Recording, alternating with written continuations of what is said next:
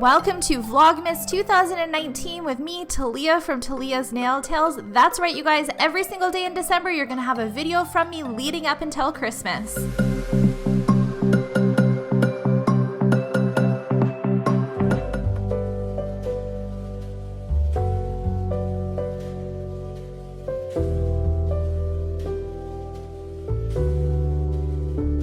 Hey everyone, it's Talia here. Welcome back to another Vlogmas video on my channel. Today I'm going to share with you guys my must-have, most used brushes.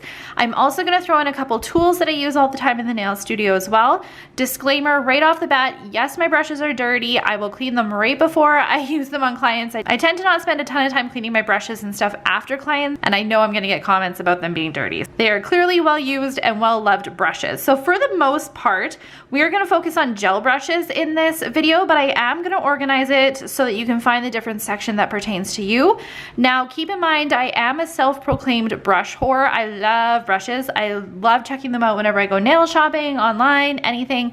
I have quite a big collection of them, and as much as this video is going to focus on my top and favorites, there are a bunch of other ones that I do use in my nail studio. This is just kind of a summary of the ones that I love and reach for the majority of the time. So without further ado, let's jump in. We're going to start with gel brushes first. This brush right off the bat is one that I got in a set with a bunch of other art brushes. I use this brush for my dehydrator actually.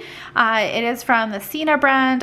It came in a 5-pack of brushes with some other ones that I use in the nail studio as well, but this is the one I reach for my dehydrator the most. Next brush is an oldie but a goodie. This is the LCN NA1 Pro Tech brush, something like that. I always say it wrong. I like the finer head one, and I use this for glitter gel. I like it because it's a really stiff brush head. I find that I can get nice and tight to the cuticles with glitter with this brush, and when you turn it on its side, I can kind of push the glitter gel into it. So I reach for this brush the majority of time when I'm doing glitter on nails. Another tried and true brush that you guys see a lot is my Light Elegance Oval number 4 brush. I use this for my Light Elegance color gels and any other color gels that I embed except for Fusion. I like this brush again because it does have a finer tip, but I find it's a little bit more flexible, so I can use it with gels that are a little bit more runny. I find that it works really well for that one. Speaking of Fusion gels, because the Fusion gels are builder consistency and they're a little bit thicker, I find that they need a stiffer type of brush to work the best, and the Fusion gel brush is the one that I like for it. I find again that the head for this works really well for getting in the corners and your sidewalls, but it also moves the Fusion color gels around really nice. For quite a while now, I've been using the Egoista gel brush for my clear gels. I like this brush because I find that the head is quite a bit smaller here, especially compared to, like, let's say the Ugly Duckling gel brush. It is a lot shorter, and I find that works really well for kind of moving the gel all over the nails that I need to. But my second and top runner up to this brush would be the Ugly Duckling gel brush. I just like that this one is a little bit smaller, but if you're looking for another good quality brush, the Ugly Duckling gel brush would be one of those too. Another brush that I've been using a lot lately for my Light Elegance color gels is this INT brush. I really like how pointed the brush head is right here. Again, I find this can get really nice and tight to the cuticles, and it's a super, super small head. I'm really liking this one lately versus the Light Elegance Oval number 4, just because the head is quite a bit more pointy. But both of these brushes are great options for colored gels. I'm just finding that I'm gravitating towards the INT brush just a little bit more lately. Oh my gosh, I can't believe I didn't mention this brush. I will clean this one off for people that would like to see it clean. This brush I show in many tutorials whenever I'm doing color on top. This is the Simply Simmons number 6 brush that you could just get at Michael's. And the reason that I really like this brush is because it is nice and flat. It's super stiff, but it has a really thick kind of end, and I find that when you're doing color on top, you want to be brushing the product on, and I find this works so well for turning on the sides and getting right into your cuticles, right into your sidewalls, and you can brush color on top products in one clean motion. I learned about this brush in in a nail workshop that I attended, and I love this one. There is another one out there, the number 4 brush, which I also picked up to try out as well. It would be very comparable to the INT brush if you were looking for something that was a little bit more of a pointed head. It works really well for like Light Elegance gels and stuff as well, but the number 6 is one that I reach for all the time, and anytime I'm at Michael's I check it out to see if they have them. I do find that they are a little bit harder to find lately, so I'm hoping that they're not discontinuing them or anything. The Beamy Beauty Box brush, I can't remember what this tool is called. One end is like a spatula, and then on the other end is a brush. This brush I feel like is fairly comparable to the Simply Simmons. It's just a little bit thinner, and it's also just a little bit bigger than, say, the number 4, but I do really like this Beamy brush for like any sort of leaf gels as well. That was everything for my gel brushes. We're gonna talk about some art brushes now. These are from the Selena Riden brush set that she had come out quite a few years ago now. I want to say it was like 2 or 3 years ago now. These are my hands down favorite brushes from that kit. This is the block brush, and this is the swirly brush. I use the block brush for applying like leaf products like this one that's on my thumb here, or I use them for a lot of nail art embellishments if I want to pick up like loose glitter sometimes. It is super, super tiny. So in case you guys are wanting like a comparison to, say, the Light Elegance Oval number 4 brush, it is a super, super tiny head. It's great for different sorts of nail art embellishments. And then the swirly brush, I don't use it for hand painting. I use it for surrounding Swarovski crystals because I can get nice and tight around the crystals. You guys see this brush a lot in any videos that have Swarovski crystals in them.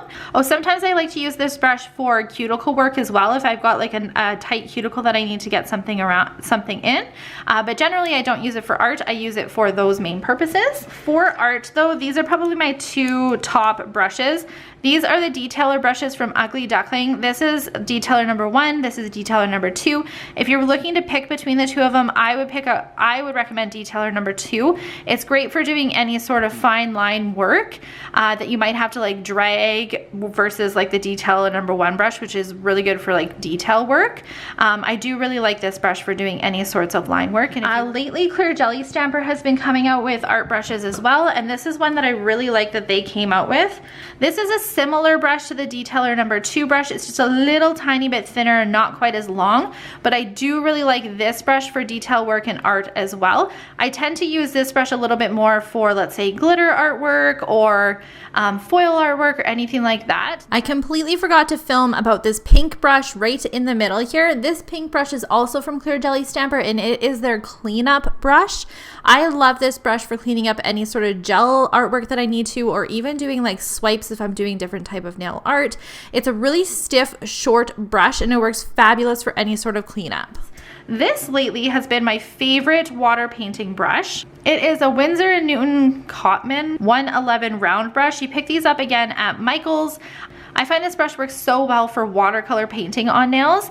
It is kind of a thicker brush head here, and they do have smaller ones as well, but if I was going to pick out any of them, it would be this one, because this one really holds the paint in your brush. And when you're looking for a water painting brush, you want to have a brush that has kind of a finer tip down here, and the belly is a little bit bigger so that it holds a little bit more of the water in there.